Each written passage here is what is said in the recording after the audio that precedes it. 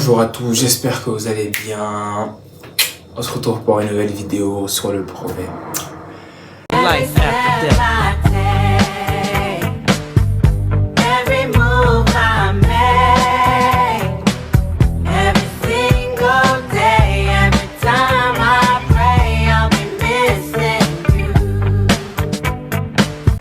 Ah, le brevet, c'est la passation entre le collège et le lycée. Le brevet, c'est l'examen qui va déterminer si tu vas aller au lycée ou pas. Bon, à mon époque, en 2020 ou 21, je sais plus, si t'avais pas le brevet, tu pouvais aller au lycée. Mais j'ai suivi qu'avec les nouvelles réformes et tout, il fallait absolument avoir le brevet pour passer au lycée. Après, vous me direz si je me trompe ou pas. Bon, là, on va décortiquer un peu mon année de troisième, etc. Franchement, ça commence bien. Français, ça va, je suis dans les meilleurs. En maths également, je pense que je suis dans les meilleurs. En langue, en histoire, géographie, bref, le mec, il se la raconte, quoi. Mais non, plus sérieusement, franchement, mon début d'année se passe super bien en classe de troisième. Il y a les grosses matières telles que anglais, maths et français. Je pense que les 3 matières sont notées sur 100. Je sais plus combien est-ce qu'il fallait avoir. Je pense que c'était 400 maximum qu'il fallait avoir au brevet. Donc ouais, je pense que c'est ça pour ceux qui n'étaient pas dans un lycée français. Donc voilà, tout se passe bien en français tout au long de l'année. On tourne autour des 80, 90. Je pense que j'ai déjà eu 90 en français ou 92, un truc comme ça. En maths, on est sur du 3 hours later, the next day. 53 dans les mauvais jours et 90, 92 dans les bons jours. D'autant plus que, bon, petite prof de maths, big up à lui. Un jour, on fait un devoir, c'était pour sélectionner ceux qui allaient présenter le brevet ou pas, parce que pour nous, ça se passait un petit peu comme ça. On fait la sélection, bon, je vois que je suis sélectionné, mais je vois ma note en maths 53. Et là, je me dis, mais...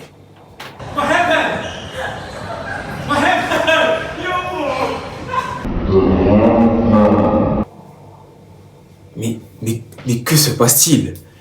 Et là, je vois en marqué sur gros plan, parce que oui, j'avais un problème à l'époque qui ne me suit pas aujourd'hui en licence de maths, mais avant c'était quelque chose qui... Je comprenais pas pourquoi est-ce qu'il fallait faire des phrases en maths. Pour moi, il fallait juste donner des réponses, etc.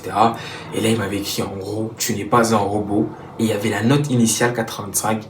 Et plus tu parcourais la copie, plus tu voyais des -1. Il ne justifie pas. Il se prend pour un robot. -1, -1. Il met pas les unités. -1. Du coup, je m'étais retrouvé à 53. Sinon, mis à part ça, ça allait. Et autre truc que vous devez savoir, je fais pas partie de la génération dorée, on reste humble, mais dans mon lycée, je pense que la plus haute mention, bon, c'était un petit lycée, c'était pas un lycée, lycée français ou un lycée de ouf, de renom, j'étais dans un petit lycée, et depuis la création, il y avait personne qui avait réussi à avoir la mention très bien au brevet. Il y avait eu déjà assez bien, il y avait eu bien, mais il n'y avait pas encore eu la mention très bien. Bon. Vous connaissez le gars. Moi, j'arrive, on me dit, ouais, voilà, il n'y avait pas eu encore la mention très bien, ça.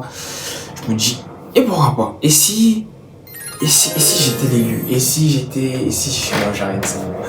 Donc, oula. Et si j'étais l'élu? Donc voilà, tout se passe bien durant toute l'année. Les notes sont à peu près bonnes. Donc voilà, en vrai, pas de quoi se plaindre. À chaque fois, j'ai la mention très bien. Je suis entre 16 et 17 de moyenne G. Donc, ce qu'on va faire dans cette vidéo, moins de blabla, plus de concret. J'ai mon relevé de notes avec moi ici, que je vais chercher. Mon relevé, je sais pas si vous allez voir, admis, mention très bien, monsieur Atangana Jambon. C'est moi-même. Donc du coup, on va commencer à décrypter, voir ce qui est passé, ce qui n'est pas passé. Je me rappelle du sujet, vaguement, et je m'étais dit, déjà que j'avais un excellent prof de français que je salue au passage. Franchement, en grammaire et compréhension, je me suis dit j'aurais 50. Bon, je sais pas, je me retrouve avec un 40. J'ai pas compris. J'ai pas compris comment je fais pour me retrouver avec un 40, même si c'est une excellente note en grammaire et compréhension. Tu as 10 points de la moyenne de la totalité des points, quoi. Donc, en gros, grammaire et compréhension, franchement, je pensais que j'avais lâché une masterclass. Il fallait désigner des pronoms relatifs, des propositions subordonnées relatives, de circonstancielles, de machin, machin, machin. Vous connaissez la suite. Donc, grammaire et compréhension, 40. 40 sur 50, ça va. Dictée. Alors, faut savoir que moi, je visais 100 à la base en français. Franchement, ce jour-là, je voulais y aller. Et j'y suis allé. Je visais 100. En dictée, il y a un mot, je pense que c'est ce qui m'a donné la note de 10. Il y a un mot que celle qui lisait la dictée a dit. Elle a dit les aigles ou les oiseaux zélés ou je sais plus, c'était un truc un peu bizarre. Et moi, je me suis dit, je crois que c'était une poésie. Du coup, une poésie des oiseaux ailés ou zélé, le Z, je me suis dit, c'est lequel des mots entre les deux? C'est ailé, c'est zélé. Et finalement, je pense que j'avais mis ailé avec A-I-L, E accent aigu S. Et ben j'ai eu 9. Bon, je pense que si elle passe par là, la dame qui a lu la dictée en 2020 au lycée français, le brevet, voilà, sache que je te déteste jusqu'à présent. Non, je rigole. Donc, en rédaction, je sais plus ce qu'on m'avait demandé en rédaction. Je pense qu'en rédaction, il y avait sujet de réflexion. Oh, ça m'est revenu. Sujet de réflexion ou sujet d'imagination. Et moi, j'étais beaucoup plus, et ça a toujours été comme ça, même au bac, je prenais jamais les sujets où il fallait de réflexion. Par exemple, les dissertations, moi, j'étais toujours un gars du commentaire. Donc, voilà. Et rédaction, attention, 38 sur 40. En fait, je vous ai dit, j'étais là pour abattre. Quand tu vois les deux dernières notes, tu vois 38, je suis à 2 points. 9 sur 10, je suis à 1 point. 40 sur 50, là je me suis fait tuer.